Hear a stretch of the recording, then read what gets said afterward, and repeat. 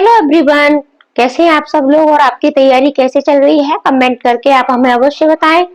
तो आज का हमारा टॉपिक है कि आपको पीवाईक्यू की प्रैक्टिस कैसे करनी है, पीवाईक्यू की कौन सी बुक आपको लेनी है और साथ ही साथ आप किस तरीके से अपने नंबर गेन कर सकते हो, बढ़ा सकते हो। जैसे कि आज आपने पीवाईक्यू लगाया और आपके नंबर 60 से 70 ही आ रहे हैं और फिर आप उसको उसी पीवाईक्यू को दोबारा से लगाओगे, तब आपके 90 से और 120 प्लस नंबर किस तरीके से आएंगे। तो इस सब पर चर्चा होगी। वीडियो को लास्ट तक देखें, बिल्कुल भी बीच में स्किप ना करें और चैनल पर नए हैं तो चैनल को सब्सक्राइब भी कर लें। साथ ही साथ ईवीएस की क्लासें आपको दी जा रही हैं और किस सब्जेक्ट पर आपको तैयारी कराई जाए, आप ये भी हमें कमेंट कर सकते हो। तो चलो शुरुआत करते हैं। देखो, आज की हमारी जो वीडियो है वो सिर्फ और सिर्फ पीवाईक्यू को लेकर के है। तो आपको पीवाईक्यू कैसे लगाने हैं, कैसे कौन सी बुक लेनी है। तो जब भी आप पीवाईक्यू के लिए कोई भी बुक खरीदे तो सबसे पहले आपको ये ध्यान में रखना है कि उसमें कम से कम आपके 20 प्रैक्टिस अवश्य होने चाहिए, इससे कम नहीं। देखो, 5 प्रैक्टिस सेट या 10 प्रैक्टिस सेट आपको नहीं लेने हैं, आपको कम से कम 20 प्रैक्टिस सेट की बुक अवश्य लेनी है और इससे ज्यादा ले सकते हो वो और भी बेहतर है। और इसमें इसमें प्रैक्टिस भी आपके 10 साल के, ठीक है, 10 साल के पीवाईक्यू अवश्य होने चाहिए और वो भी आपके पिछले वाले। जैसे कि अभी 2024 में 2 बार आपका सीटेट हो चुका है, 23 में, 22 में, यानी पीछे के आपके 10 प्रैक्टिस सेट अवश्य होने चाहिए पीवाईक्यू के प्रैक्टिस। और साथ ही साथ आपकी ओएमआर शीट भी दी गई होनी चाहिए, क्योंकि अगर ओएमआर शीट नहीं है तो फिर आप ओएमआर में मतलब गलतियां कर जाते हो। आपको ओएमआर भरने की प्रैक्टिस नहीं होती है। आपका ऑफलाइन एग्जाम होगा और वहां आपके 10 से 15 मिनट ओएमआर फिल करने में ही हो जाते हैं और गोले भरने में भी प्रश्नों के जो गोले हम भरते हैं वहां भी आपकी गलतियां होती है। हमारा प्रश्न कोई होता है, गोला अलग भर जाता है। तो हमें ये सारी प्रैक्टिस जब हम यहाँ ओएमआर में भरते हैं तो ये सारी गलतियां हमारी एग्जाम हॉल में नहीं होती। और साथ ही साथ हम जब घर पर ओएमआर में अपने प्रश्नों को सॉल्व करते हैं तो हमें एग्जाम हॉल जैसा ही पूरा मतलब आपको वातावरण मिलता है। तो आप जब भी आप पीवाईक्यू की बुक ले तो उसमें कम से कम 20 प्रैक्टिस सेट होने चाहिए, साथ ही साथ आपकी ओएमआर अवश्य होनी चाहिए। देखो, जब भी आप प्रैक्टिस लेंगे, ठीक है, कोई भी प्रैक्टिस सेट मैं आपको ये दिखा दूं तो पीछे से इस तरीके से उसमें ओएमआर दिया गया होता है, ये आप देख पा रहे हैं। ठीक है, तो यहाँ आप अपनी सारी डिटेल भरना सीख जाते हो। डेली डिटेल भरनी है आपको, ठीक है, क्योंकि इससे आपकी प्रैक्टिस हो जाती है जल्दी से भरने की। और साथ ही साथ यहाँ आपके ये प्रश्न दिए गए होते हैं तो गोले भरने में भी गलतियां होती हैं। तो इस तरीके से अब आपको प्रैक्टिस कैसे लगाना है। देखो, बिना पढ़े हुए प्रैक्टिस आपको नहीं लगानी है। अगर आप बिना पढ़े हुए प्रैक्टिस लगाओगे तो फिर आपके नंबर बहुत कम आएंगे।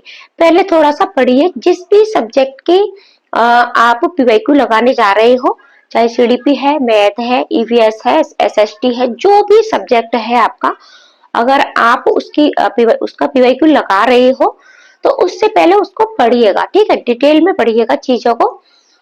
और पढ़ने के बाद फिर आप प्रैक्टिस लगाइएगा, तब आप देख पाओगे कि आप के कितने नंबर आते हैं।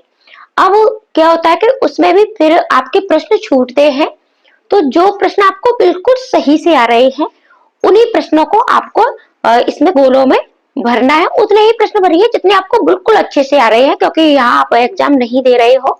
जो भी प्रश्न आपके थोड़े से भी डाउट वाले हैं उनको भी आपको छोड़ देना है। फिर उन सारे प्रश्नों को छोड़ करके अब आप गोले गिनिएगा कि आपने कितने प्रश्न सही किए हैं।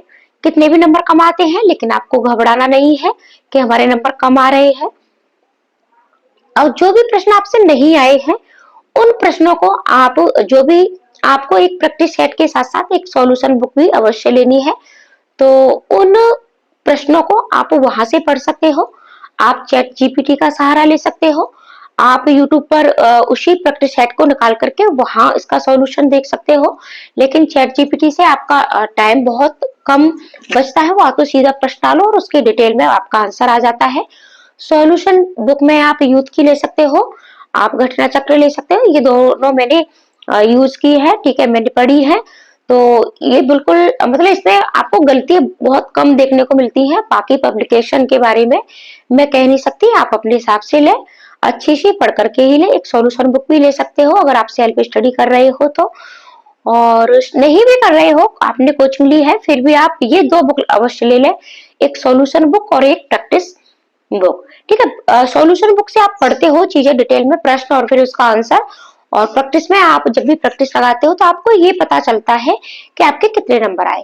फिर उन चीजों को पढ़िएगा और पढ़ने के बाद 2 दिन बाद, ठीक है, फिर आपको उस प्रैक्टिस को 2 दिन बाद लगाना है, तुरंत नहीं लगाना है कि आपने चीजों को पढ़ा और तुरंत लगा लिया, तुरंत नहीं लगाना है। फिर दोबारा से उसको 1 दिन बाद या 2 दिन बाद आप उस प्रैक्टिस को लगाइएगा और फिर देखिएगा कि आपके कितने नंबर आते हैं।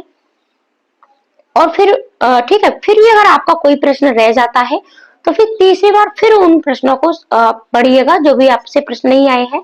इस तरीके से आपकी प्रैक्टिस भी होगी और आपके नंबर भी अच्छे आएंगे अगर आप इस तरीके से अपनी प्रैक्टिस करोगे। देखो सीटेट में जितनी ज्यादा आप प्रैक्टिस कर लेते हो उतनी ही सीटेट पर आपकी पकड़ बनती जाती है, आपकी पेडागोजी पर पकड़ बनती जाती है। प्रश्नों को लगाने से पहले ये सोचिएगा कि ये जो प्रश्न हमारा इसमें सही है तो ये क्यों सही है, ठीक है, बाकी के 3 क्यों गलत हैं, इसमें ऐसे कौन से वर्ड हैं जो भी आपके निगेटिव होते हैं, ठीक है, निगेटिव पॉइंट या तो निगेटिव पॉइंट की वजह से गलत होंगे या फिर उसमें कुछ और होगा, और जो सही है वो क्यों सही है। टैग वर्ड्स अवश्य निकालना सीखें, नेगेटिव पॉजिटिव, और टैग वर्ड्स पर वीडियो आपको दी भी जा चुकी है, तो आप प्लेलिस्ट में जाकर के उन्हें अवश्य पढ़ें। और आपको 3-4 सब्जेक्ट के टैग वर्ड्स दे दिए गए हैं और बाकी के भी आपको जल्दी ही मिल जाएंगे।